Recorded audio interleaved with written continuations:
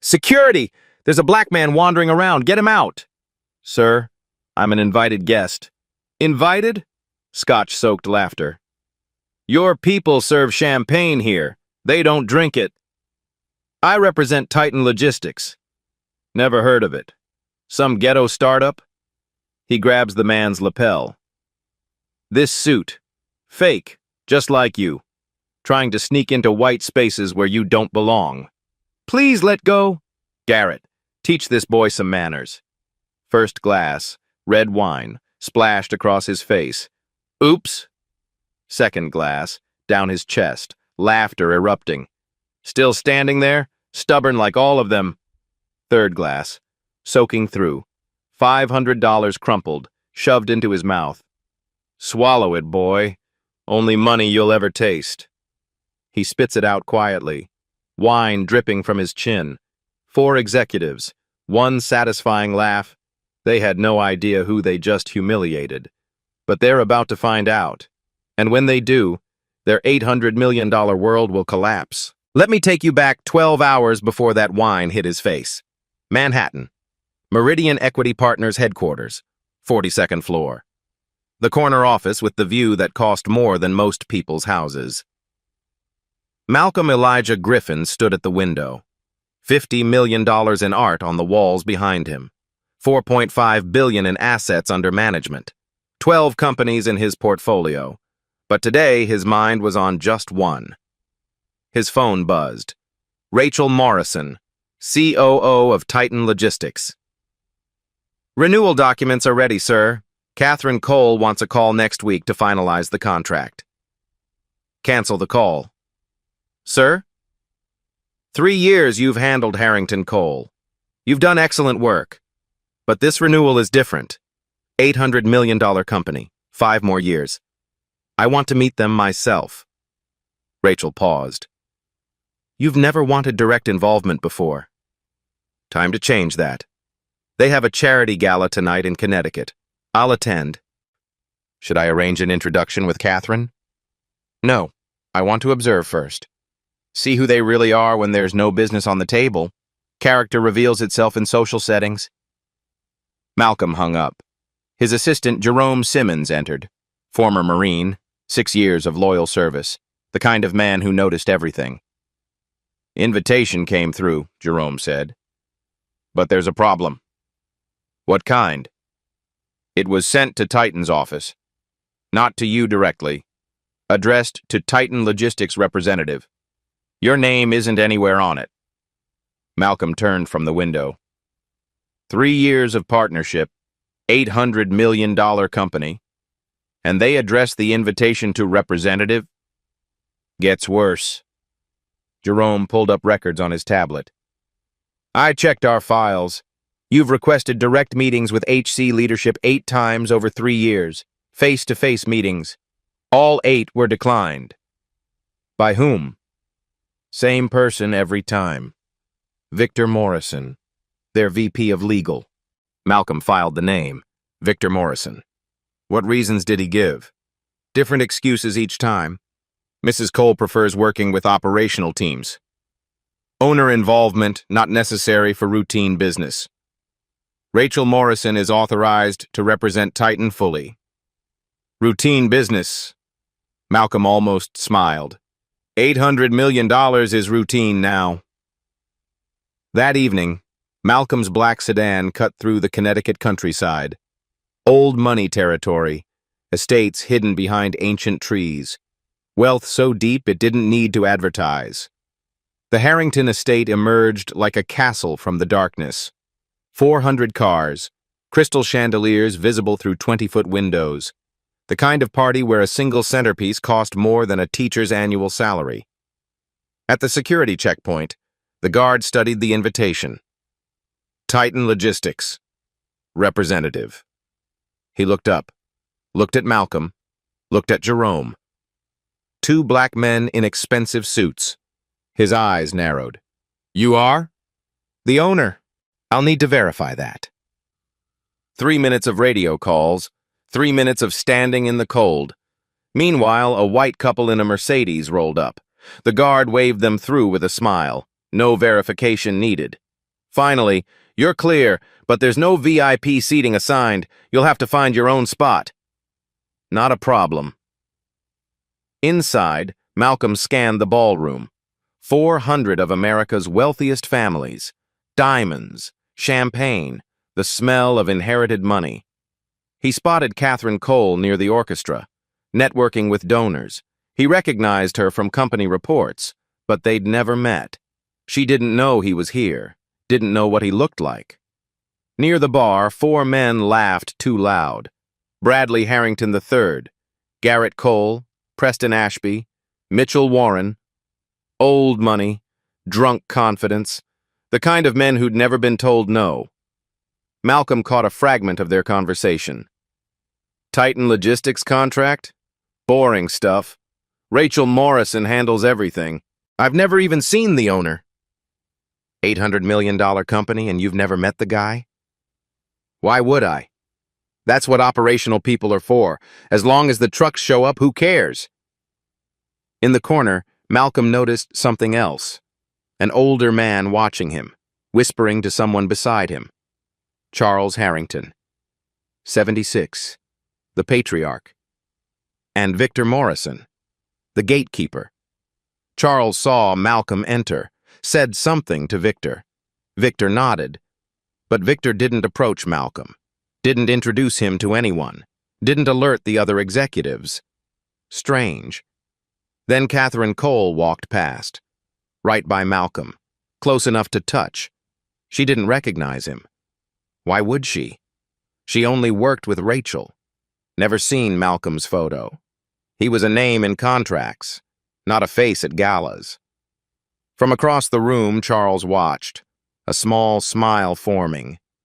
Malcolm didn't know it yet. His invisibility wasn't an accident. It was designed. Near the back tables, Malcolm noticed an elderly woman struggling with her cane. Eleanor Harrington, 86 years old, the family matriarch, lost in the crowd of people half her age.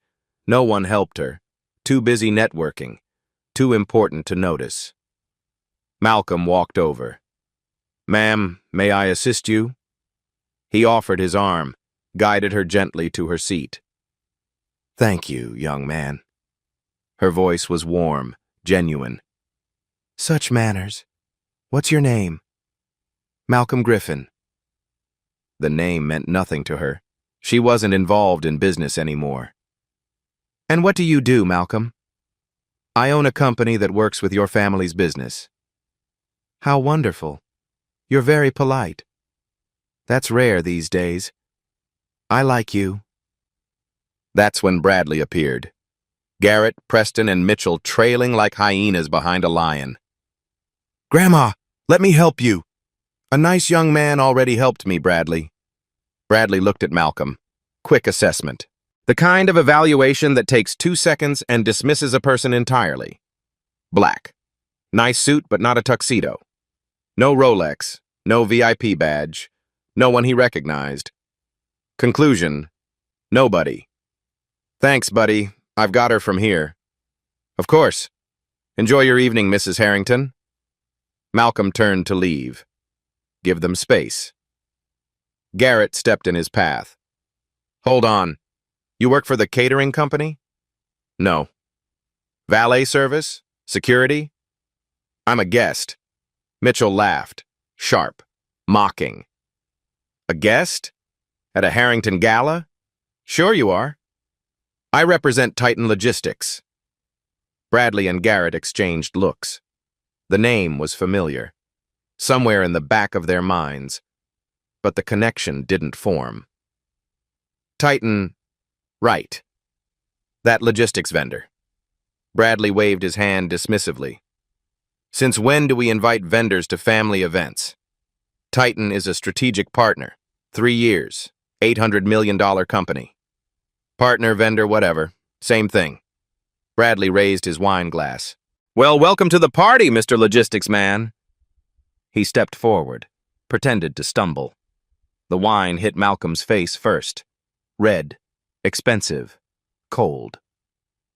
"Oops, clumsy me." He wasn't stumbling. He was laughing. Nothing made him trip. Garrett moved in immediately. Let me help clean that. Oh no. Second glass. Down Malcolm's chest, the white shirt turning crimson. Still standing there? Preston sneered. Stubborn, just like all of them. Third glass. Mitchell this time, soaking through to skin. Preston threw a napkin. It hit Malcolm's face before falling to the floor. There you go, boy. Clean yourself up. Mitchell had his phone out, recording, laughing. Classic Brad. This is gold. Malcolm stood motionless, wine dripping from his chin, staining his $3,000 suit. 8 seconds of absolute stillness. Bradley grew uncomfortable with the silence. He expected anger, shouting, something he could use. Come on, that's Chateau Margaux. $400 a bottle. You should be honored. He pulled out a money clip, thick with bills, peeled off 500s, crumpled them, shoved them into Malcolm's breast pocket. For the shirt and the dry cleaning, keep the change. He patted Malcolm's chest, twice, condescending. Consider it a tip, for the help. Malcolm reached into his pocket, pulled out the crumpled bills. A server walked past. Young black man. Name tag, Derek. From Mr. Harrington, Malcolm said quietly, handing him the cash. He appreciates your service tonight. Derek understood, took the money, nodded with dignity. Malcolm turned back to Bradley. Titan Logistics, $800 million company. I own 67%. Remember the name Malcolm Griffin? Bradley's laughter exploded. You own it? Right! And I'm the Pope. You'll remember. Soon. Malcolm walked away. The executives laughed harder. Best entertainment of the evening. They didn't notice Mitchell's phone was still recording, or that someone had just airdropped the video outside the building. Malcolm moved toward the exit. Steady pace. Controlled. Jerome intercepted him in the foyer. Sir, do you want me to... No. Bring the car around. What about the renewal meeting? That's why we came. There won't be a renewal. Sir, that's our biggest client. 800 million? Some things cost more than money, Jerome. Behind them, Bradley noticed his victim leaving. The black man he'd just put in his place was walking away, not apologizing, not cowering, not begging for forgiveness. Unacceptable. Hey! Logistics guy! Malcolm didn't stop. Bradley pushed through the crowd. His hand clamped down on Malcolm's shoulder from behind, spun him around. I'm not done with you. I am. You come into my family's house, act all high and mighty, then just walk away like nothing happened. Malcolm's voice was ice. I don't own this house, but I own what keeps it running. Bradley didn't understand. His grip tightened. Garrett, Preston, and Mitchell caught up, surrounding Malcolm, 4 against 1. Problem here, Brad? This vendor is claiming he owns Titan. Vendor with an attitude problem. Preston shook his head. They never learn. Mitchell still had his phone out, still recording. This is premium content. Malcolm looked directly into the camera lens. Keep that video. You're going to need it. Bradley squeezed harder. Is that a threat? Are you threatening a Harrington? I'm stating facts. Your family owns 18% of HC through Charles's shares. Institutional investors own the rest. Titan Logistics, an $800 million company, is the largest partner those investors have. You don't own anything, Bradley. You're hired help with a famous name. The words hit like ice water. Bradley's face reddened, veins pulsing in his neck. Who the hell do you think you are? Someone you should have Googled before tonight. The commotion drew attention. Heads turning, whispers spreading. Someone get security. Who is that? What's happening? Catherine Cole pushed through the crowd. The chairman of the board. Real power in a room full of pretenders. What is going on here? Bradley released Malcolm, smoothed his jacket, switched to charm mode. "Nothing, Aunt Catherine. Just a misunderstanding with one of the vendors." Catherine looked at Malcolm, wine-soaked shirt, straight posture, zero fear in his eyes. Something about him didn't fit the vendor narrative. "Who are you?" Before Malcolm could answer, Jerome appeared at his side. "The car is ready, Mr. Griffin." Griffin. The name hit Catherine like electricity. Griffin? As in Malcolm Griffin, founder of Meridian Equity Partners, majority owner of Titan Logistics. Catherine's face went white. Titan? But I've been working with Rachel Morrison for 3 years. Rachel is my COO. She runs day-to-day operations. I own 67% of the company, $800 million valuation. You're the owner? Yes, Mrs. Cole. 3 years of partnership, and this is the first time we've met face-to-face. I requested direct meetings 8 times. All 8 were declined. Declined? I never declined anything. I know you didn't. Someone made sure you never got those requests. Someone made sure we never met. Someone wanted me to remain invisible. Malcolm's eyes drifted across the ballroom, found Charles Harrington in the corner, still watching, still calm, not surprised at all. Catherine followed his gaze. Her face shifted from confusion to horror. She turned to Bradley. Bradley, please tell me you didn't know. How could I know? I've never seen him before in my life. That's exactly the problem. She looked at Garrett, Preston, Mitchell. Did any of you know who he was? Silence. Guilty silence. You just poured wine on the owner of our largest partner. $800 million. Our entire supply chain depends on his company. Bradley's face drained of color. The logistics guy is actually... Mitchell slowly lowered his phone. Video still recording. Evidence of their destruction still accumulating. Malcolm straightened his ruined jacket with dignity. Mrs. Cole, I came tonight to finally meet your leadership team. After 3 years of letting Rachel handle everything, I wanted to see who you really are. What kind of people I'm doing business with. He looked down at his wine-soaked shirt. Now I know. He turned toward the door. Mr. Griffin, please, Catherine started. He didn't look back. Catherine spun on Bradley. My office, now. All 4 of you. Charles Harrington watched from his corner, everything proceeding exactly as planned. Griffin humiliated, partnership doomed, his 15-year wait finally paying off. But Charles had forgotten one variable, Mitchell's video.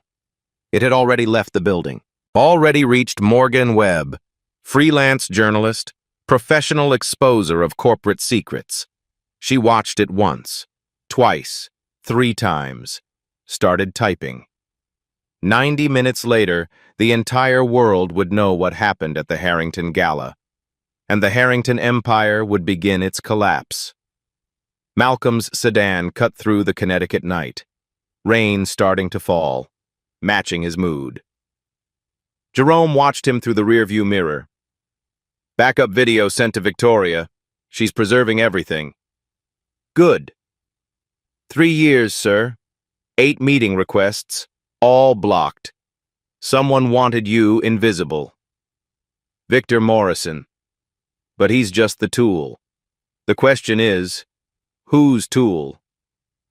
Back at the Harrington estate, Catherine Cole convened an emergency meeting. Her private office, door locked. Bradley, Garrett, Preston, Mitchell, all silent, all terrified. 3 years. Catherine's voice was barely controlled. $800 million partner. And not one of you knew what the owner looked like? I don't handle operations, Bradley tried. You're the executive vice president. I only look at numbers on spreadsheets, Garrett offered. You're the chief financial officer. Those numbers come from Titan. Catherine pressed her palms against her desk, breathed, focused. Who manages the Titan relationship on our end? Preston answered carefully. Rachel Morrison contacts us from their side. On our side, Victor Morrison handles the legal framework and communications. Victor. Catherine's eyes narrowed. Get him in here. Now. 5 minutes later, Victor Morrison entered. Calm, professional. Not a hair out of place. Why didn't anyone know Malcolm Griffin? Catherine demanded. The owner has always preferred a hands-off approach. Rachel Morrison is the designated representative. He requested meetings 8 times. You blocked every single one. Standard protocol. Owner involvement isn't necessary for routine operational matters. $800 million is routine? Victor didn't flinch, didn't blink. Who recommended you for this position, Victor? A pause, barely perceptible. Mr. Charles Harrington, 18 months ago. Catherine's blood ran cold. Meanwhile, the internet was catching fire. Morgan Webb posted first. Twitter thread, midnight. Just in from inside the Harrington Charity Gala. 4 executives pour wine on a black man they assumed was catering staff. Plot twist, he owns their $800 million partner company. They worked together for 3 years, never knew his face. How is that possible? Thread. Attached, the video. Full. Unedited. Every slur, every laugh, every drop of wine. 30 minutes, 1.5 million views. 1 hour, 6 million views. 2 hours, 14 million views. Comments exploded. 3 years, and they didn't know his face? $800 million partner, and they call him a vendor? Someone kept him invisible on purpose. This isn't incompetence. This is design. Hashtag Harrington Gate, trending #1 worldwide. Business journalists confirmed the identity within the hour. Breaking. The man in the viral Harrington video is Malcolm Griffin, founder of Meridian Equity Partners. Net worth, $1.8 billion. He owns 67% of Titan Logistics, an $800 million company that has been Harrington Coal's largest strategic partner for 3 years.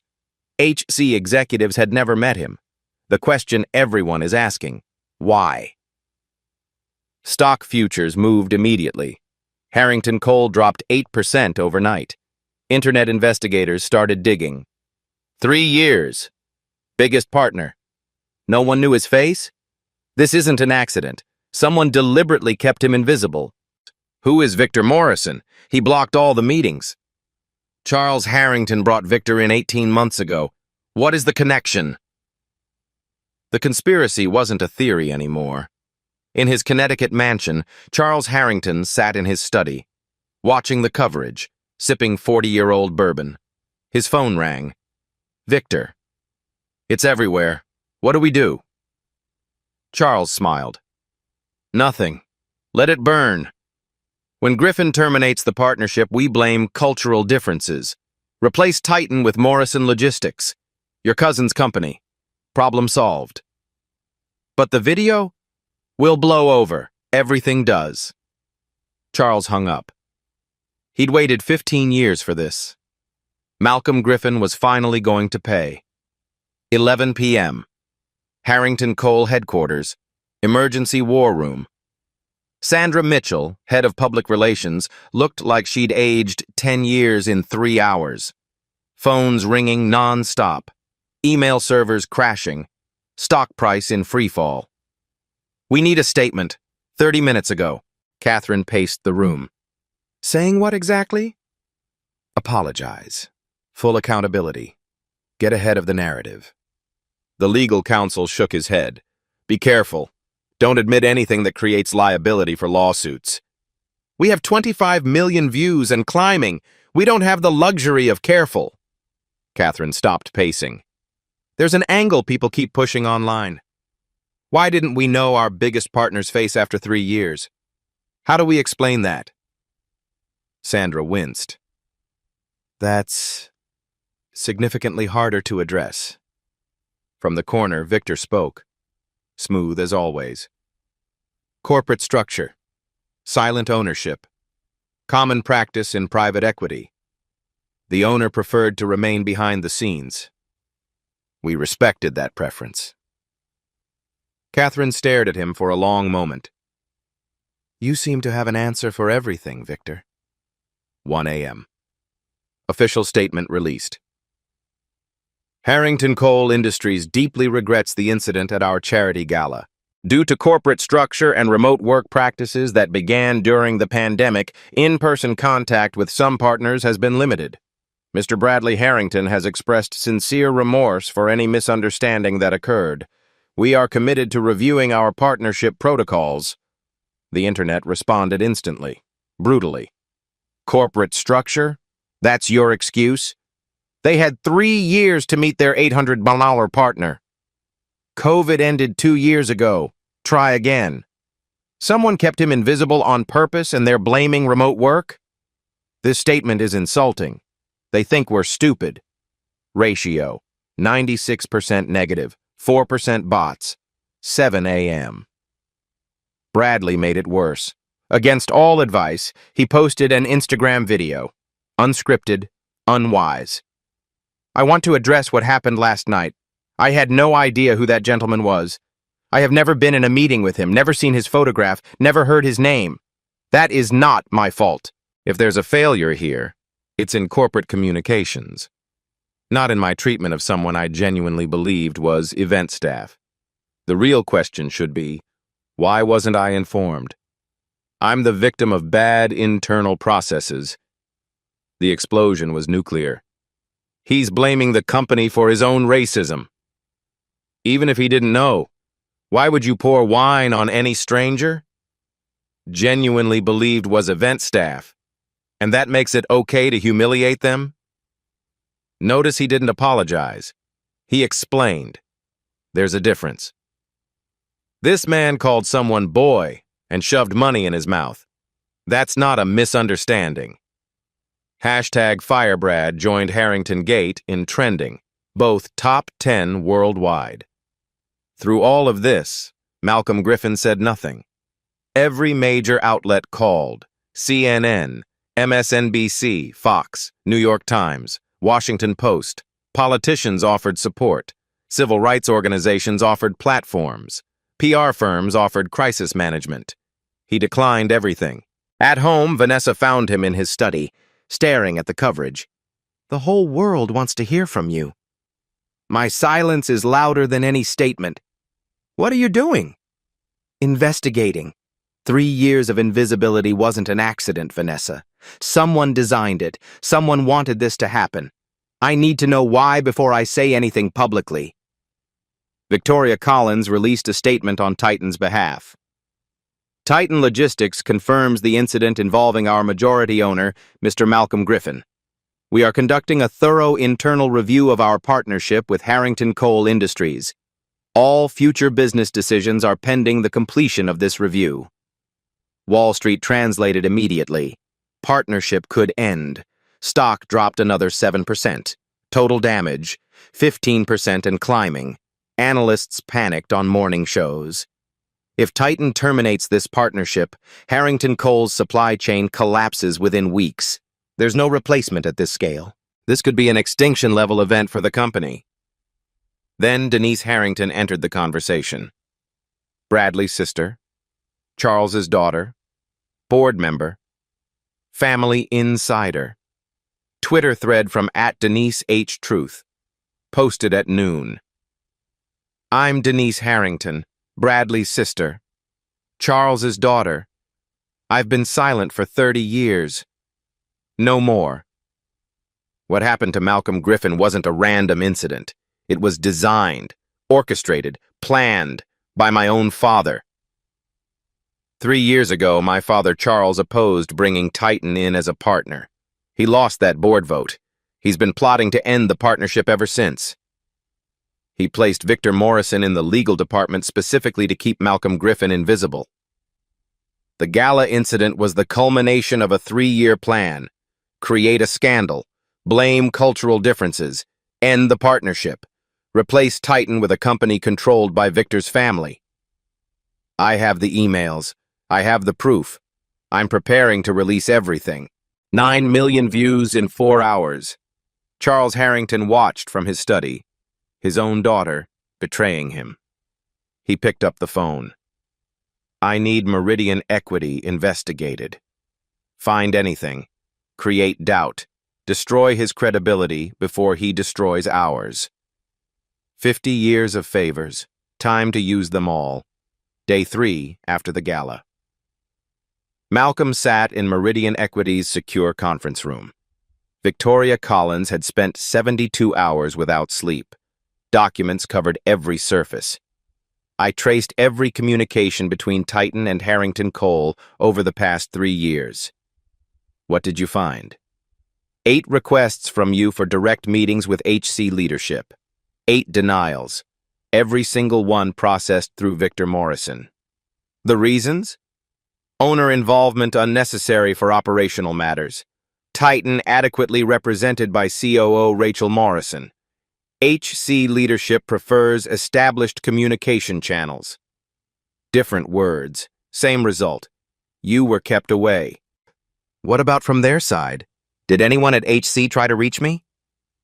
Victoria pulled up another file. This is where it gets interesting. I talked to Rachel. She said Catherine Cole mentioned wanting to meet the owner multiple times. Direct quote. Catherine asked at least 4 times when she could meet Mr. Griffin personally. Malcolm leaned forward. Catherine wanted to meet me? Yes.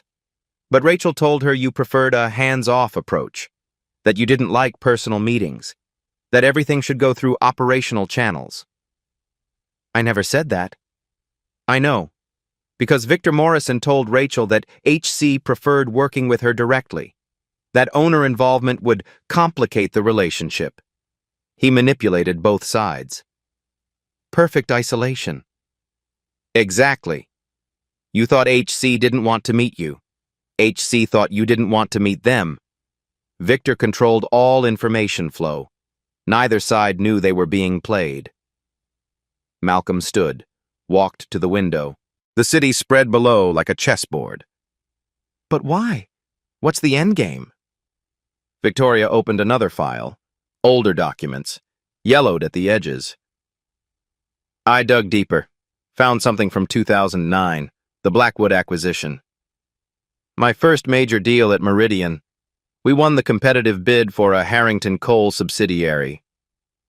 Charles Harrington wanted to sell it to a friend at below market price. The board overruled him because your offer was 20% higher. You embarrassed him in front of his own board. Malcolm nodded slowly. I remember. Charles called me afterward, very calm, very cold. Said I would live to regret that decision. He put it in writing. Victoria slid a document across the table. Internal memo. Charles Harrington. Dated 2009.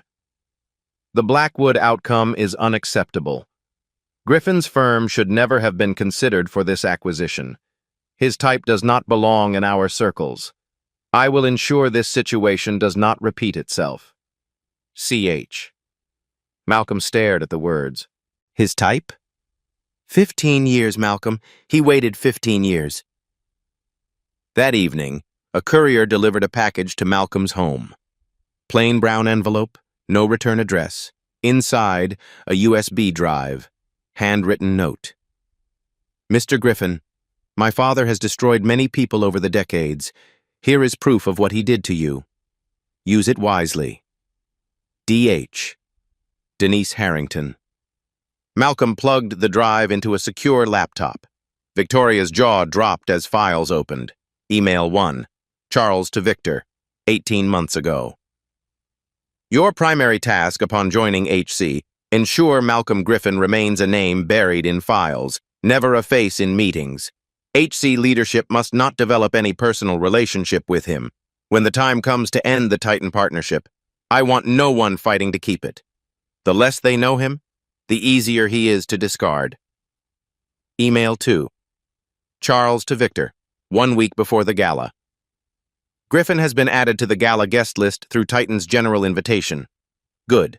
Do not brief any executives about his identity. Do not circulate his photograph. Let's observe how they treat a black man they don't recognize at a Harrington family event. Natural behavior will provide all the justification we need. Email 3. Charles to Victor. Day after the gala. The incident exceeded expectations. When Griffin terminates the partnership, and he will, we cite irreconcilable cultural differences publicly. Privately, we transition supply chain to Morrison Logistics within 6 months. Your cousin's company is prepared. Our people get the contract. Griffin gets humiliated. Justice served. Malcolm's hands trembled slightly. He didn't just enable this. He orchestrated it. The whole thing. From the beginning. More files. HR records. 2015 through 2023. 31 formal complaints of discrimination at HC events and facilities.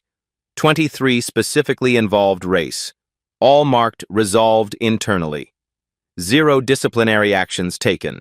0 policy changes implemented. Settlement records. $4.2 million paid over 8 years to silence 11 employees, all bound by NDAs, all processed through Victor Morrison's legal department. 11 people, Malcolm said quietly. Paid to disappear. How many others weren't paid? Just fired? Just destroyed?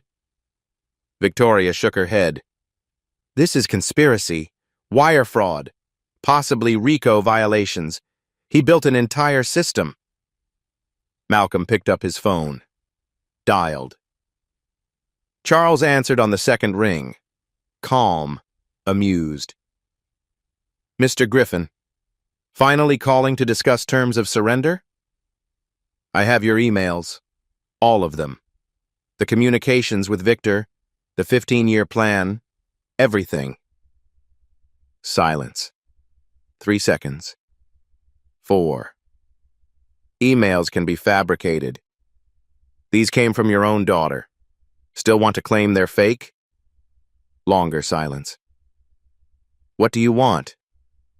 48 hours. Resign from every position at HC. Surrender your voting shares. Issue a public apology. Or everything goes to federal prosecutors and every media outlet in the country. You're blackmailing me. I'm giving you a choice. That's more than you ever gave anyone you destroyed. You don't know who you're fighting, boy. I know exactly who you are. A man who spent 15 years planning revenge because I won a business deal fairly. An architect of a system that silenced 11 victims. Your era ends now. We'll see about that. Click. Charles started making calls.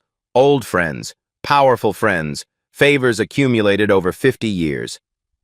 I need pressure on Meridian equity, regulatory inquiries, credit freezes, stories questioning Griffin's background, everything, now. War had officially begun.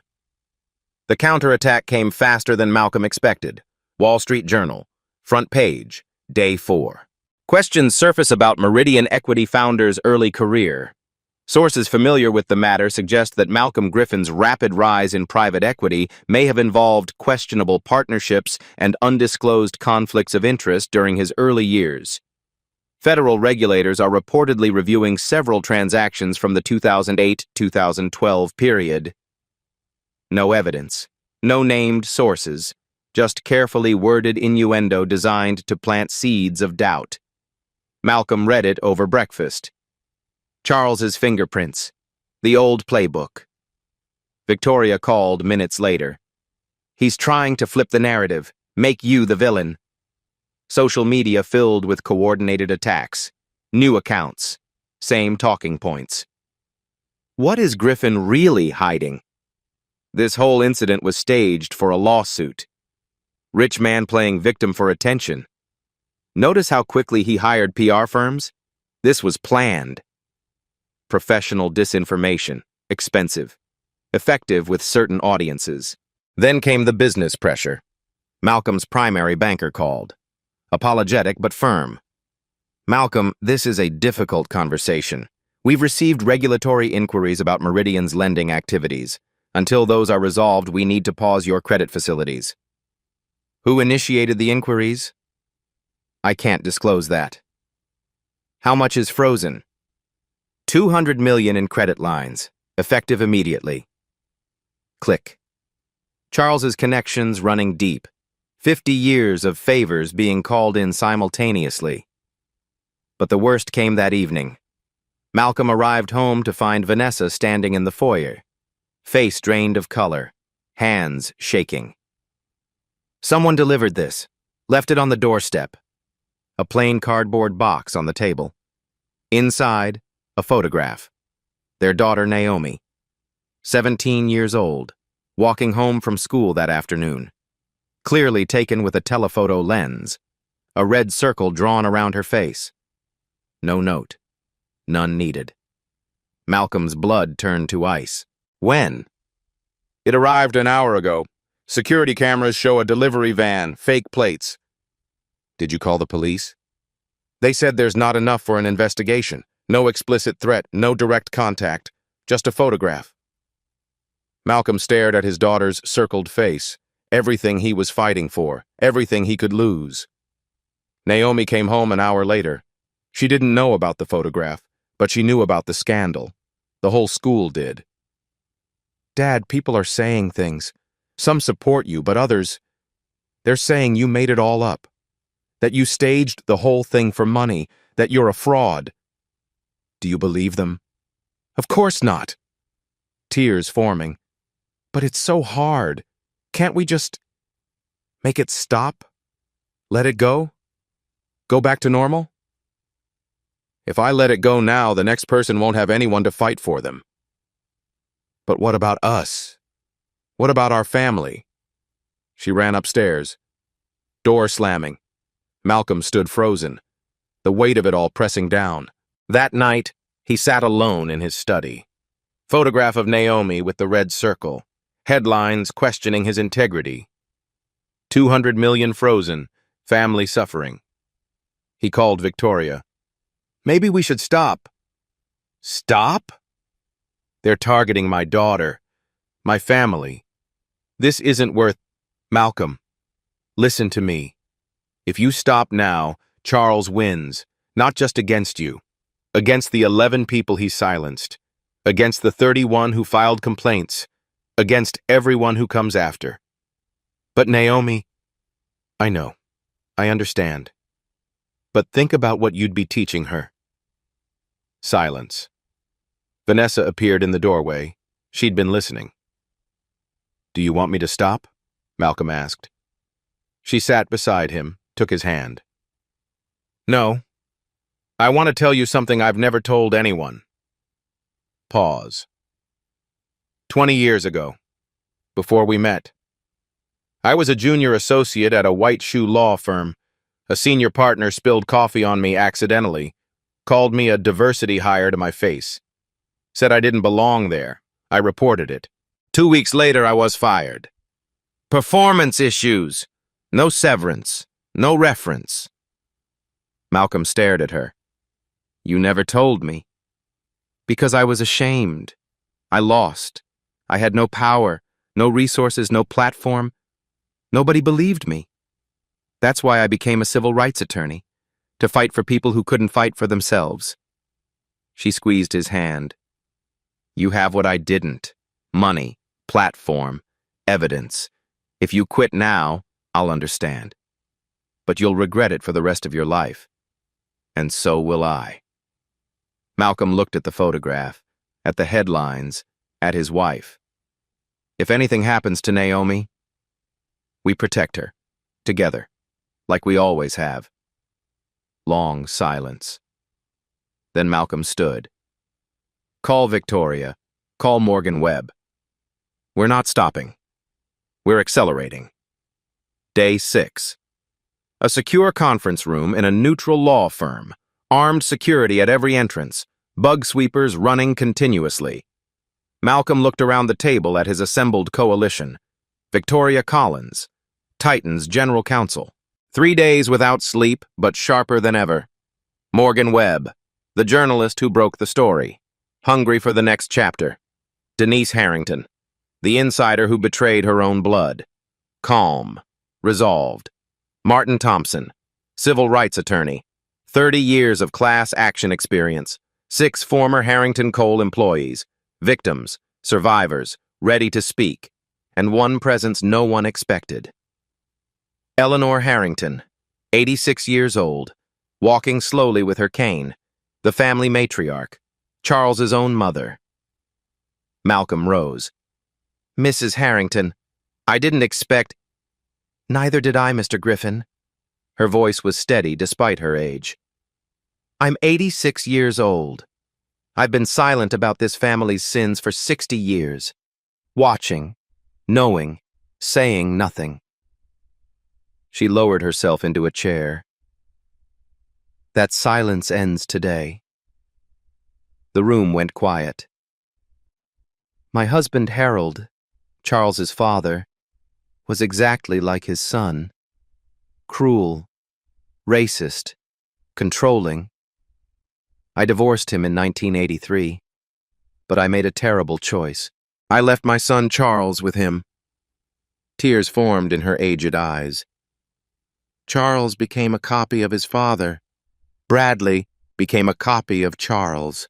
3 generations of poison. And I could have stopped it. I could have taken Charles with me, raised him differently. I chose the easier path. She looked directly at Malcolm. That cowardice is my greatest shame. I'm here to finally do what I should have done decades ago. Martin Thompson leaned forward. Mrs. Harrington, would you be willing to testify formally, in court if necessary? I'll do whatever is necessary to end this. The Harrington name has caused enough suffering. Victoria opened her laptop. We have more. Security footage from the gala that the family doesn't know we obtained. The video played on the conference room screen. First sequence. Charles talking with Victor in the corner. Victor's eyes track Malcolm entering the ballroom. Charles nods. Smiles. Second sequence. Victor walks across the room. Approaches Bradley at the bar. Whispers in his ear. Bradley looks toward Malcolm. Smiles. Then walks toward Eleanor's table. Third sequence. The trip. Analyzed frame by frame. Nothing on the floor. No stumble. No loss of balance. Just a deliberate pour. Victor directed Bradley to approach Griffin, Martin Thompson said. This proves coordination. Orchestration. Morgan Webb typed furiously.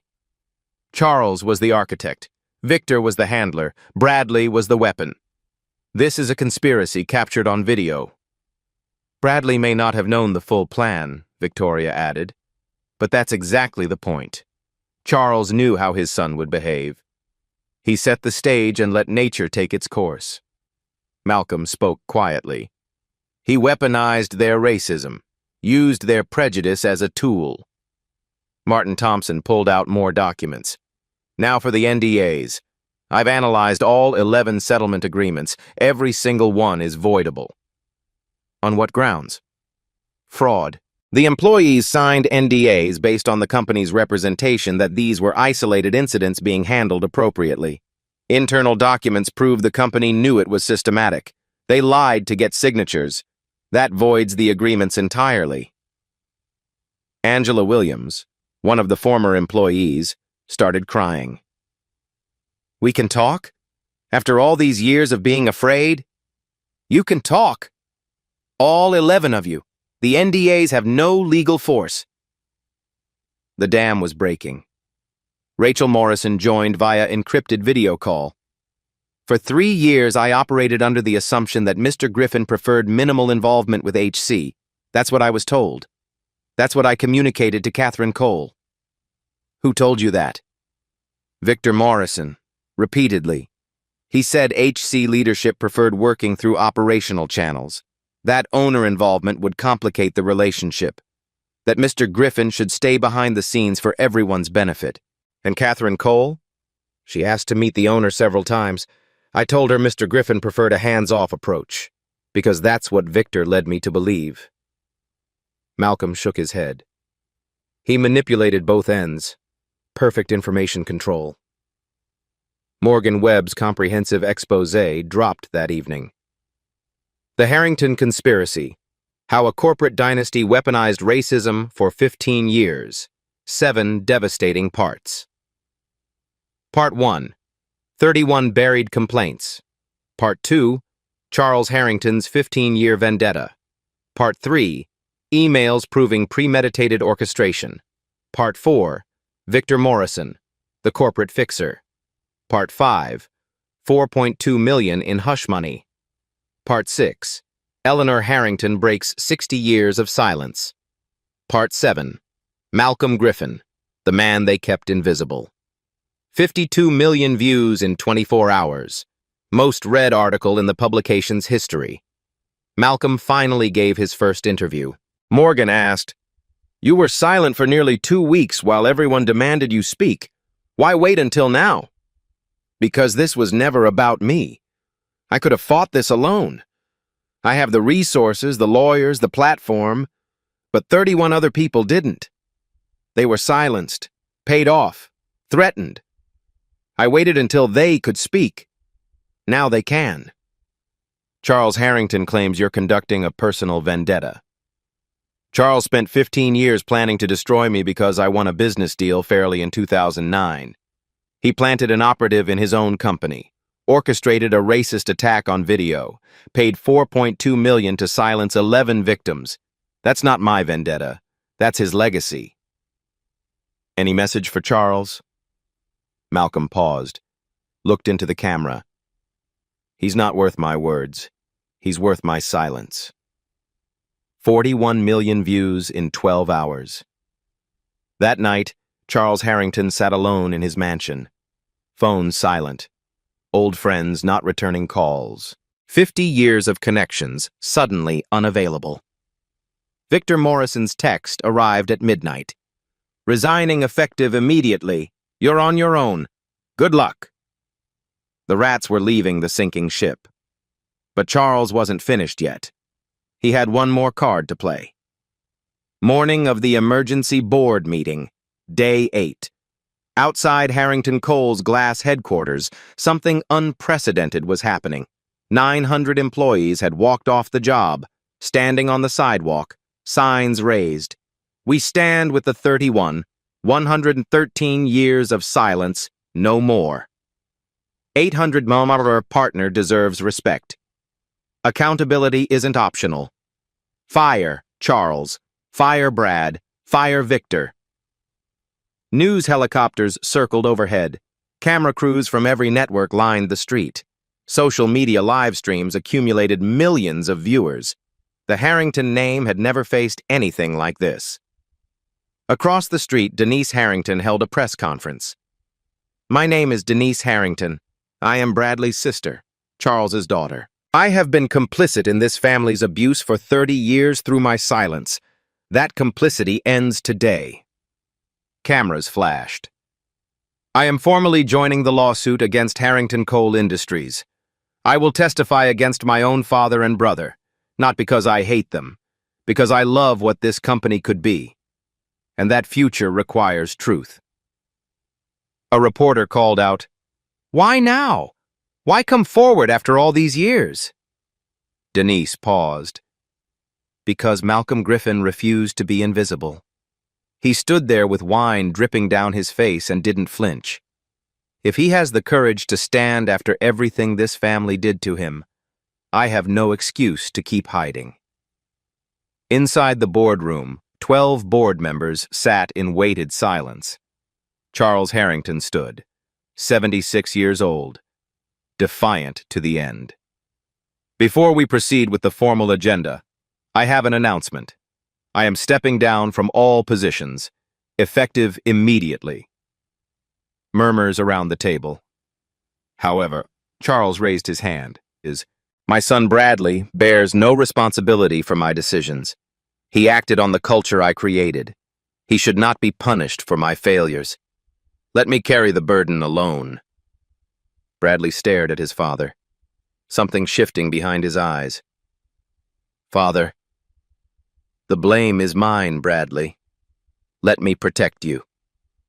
For a moment, it almost seemed noble, a father sacrificing for his son. Then Bradley stood. "No." The room froze. "Excuse me?" "No." Bradley's voice was stronger than anyone had ever heard it. You're not protecting me. You're protecting the Harrington legacy, using me as your shield, like always. He turned to face the full board. My father told Victor Morrison to approach me at the gala. Victor whispered that an outsider needed to learn his place.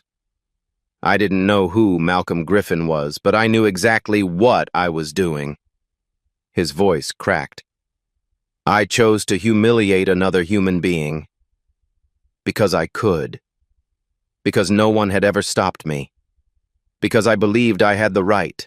That's not culture, that's character. My character. He looked at his father. I don't deserve protection, and I don't want it. Charles reached for him. Bradley, my entire life I tried to make you proud, followed your rules, adopted your prejudices, your hatreds. Look where it's led. Bradley faced the board one final time. I vote to remove myself from all positions, effective immediately. Silence. Catherine Cole spoke.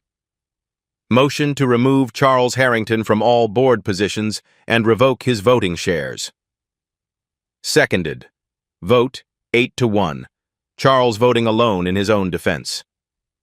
Motion to accept Bradley Harrington's voluntary resignation and bar him from future positions. Vote unanimous. Bradley voted against himself.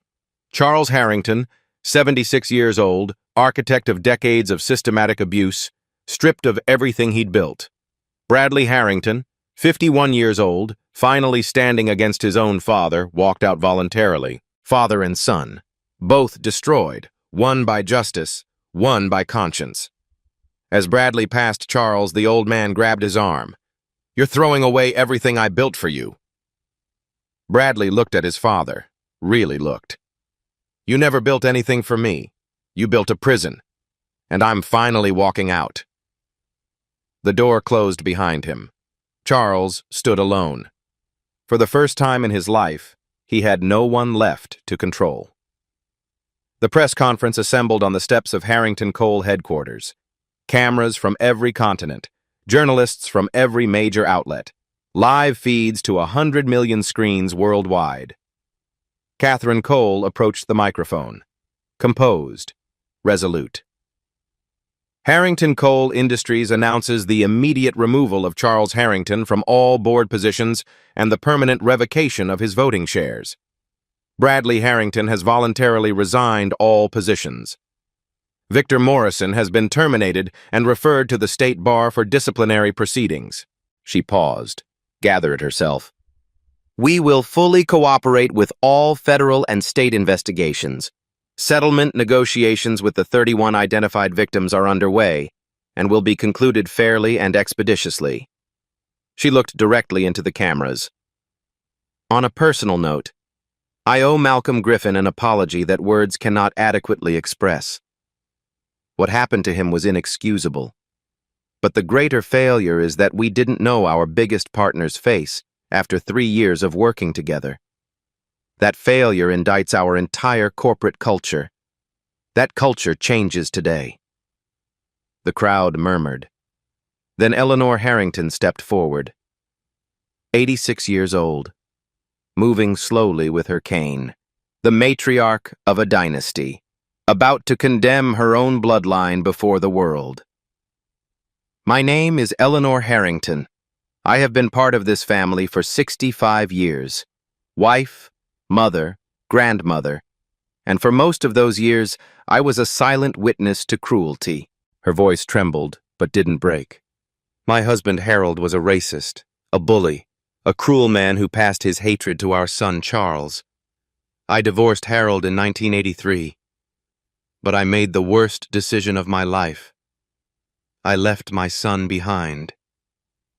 Tears ran down her weathered face. Charles became his father. Bradley became Charles.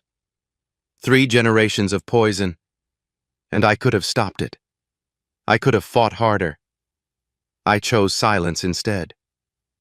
She gripped the microphone stand. To every person my family has harmed, I am sorry. Those words are not enough. Nothing is enough. But I pray my testimony helps end what my cowardice allowed to continue. The crowd fell silent. Then a black sedan pulled up. The door opened. Malcolm Griffin stepped out. The crowd parted. Cameras swiveled. 100 million viewers leaned closer to their screens. He walked to the microphone, unhurried, unbroken. I have a brief statement. Silence. Titan Logistics will continue its partnership with Harrington Coal Industries. Gasps rippled through the crowd. The partnership will continue under new leadership, with new culture commitments, with independent oversight, with accountability mechanisms that have teeth. A reporter shouted, "Why? After everything they did to you?" Malcolm paused. 12,000 people work for Harrington Coal. 12,000 families depend on those paychecks. They are not responsible for their leadership's sins. Destroying this partnership would destroy their livelihoods.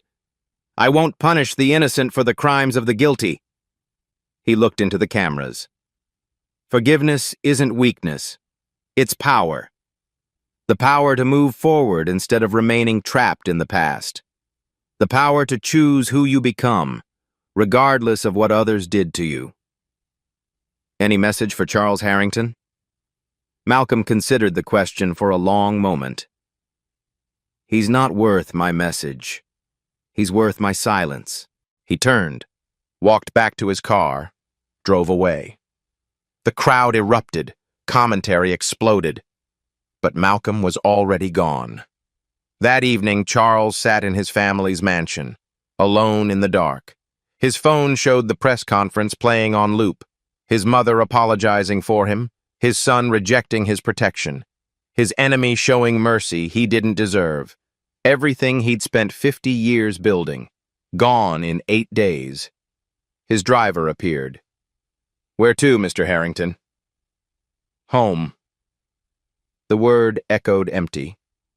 Later that night, footsteps in the hallway. Bradley appeared in the study doorway. Charles didn't look up.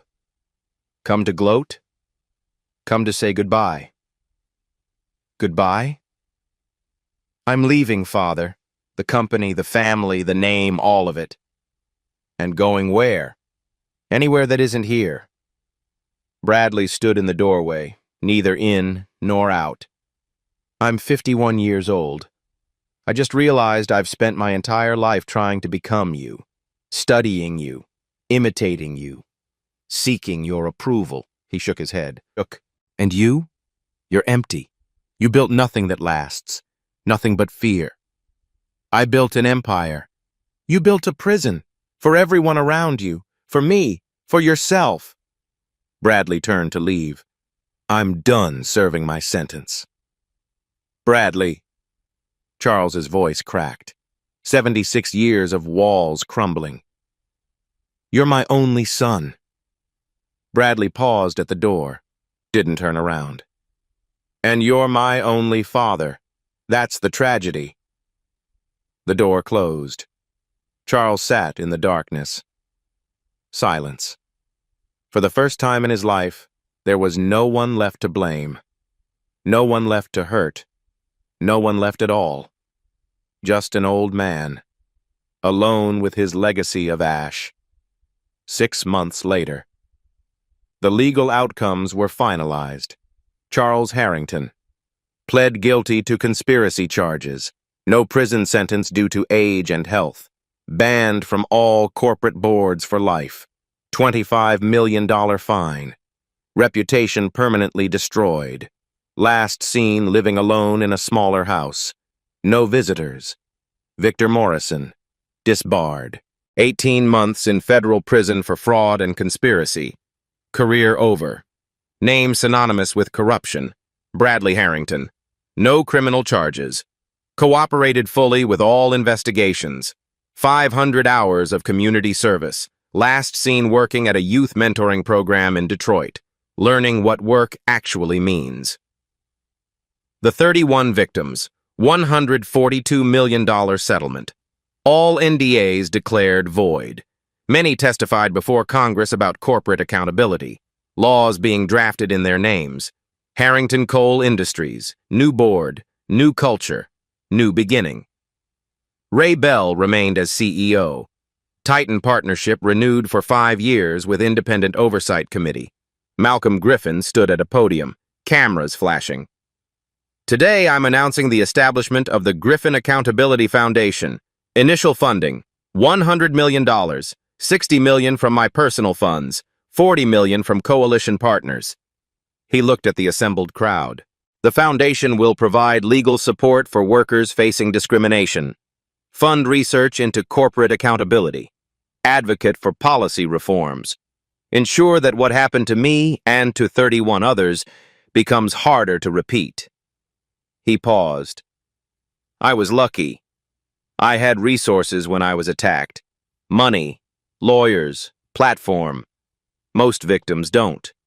This foundation exists for them. 1 week later, Malcolm's home. Early morning light. He stood in his closet, reached to the very back, the white shirt, carefully preserved. Wine stains still faintly visible despite the washing. Naomi appeared in the doorway, 17 years old, stronger than before. Why do you keep that? To remember.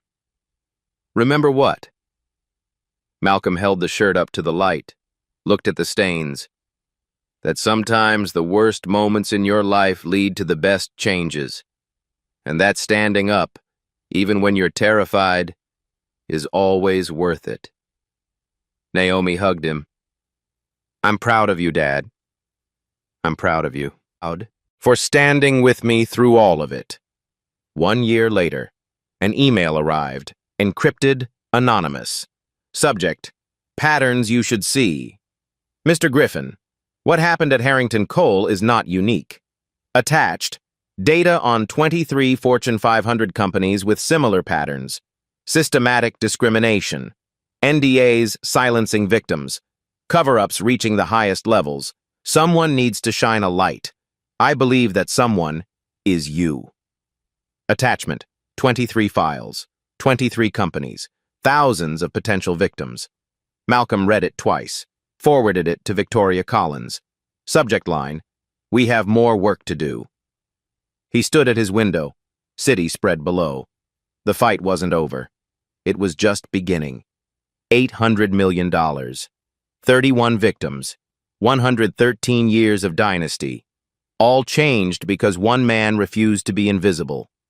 If this story meant something to you, drop 800M in the comments. Share it with someone who needs to hear it. Subscribe, because this is just the beginning. Systems don't change themselves. People change them. The next one could be you.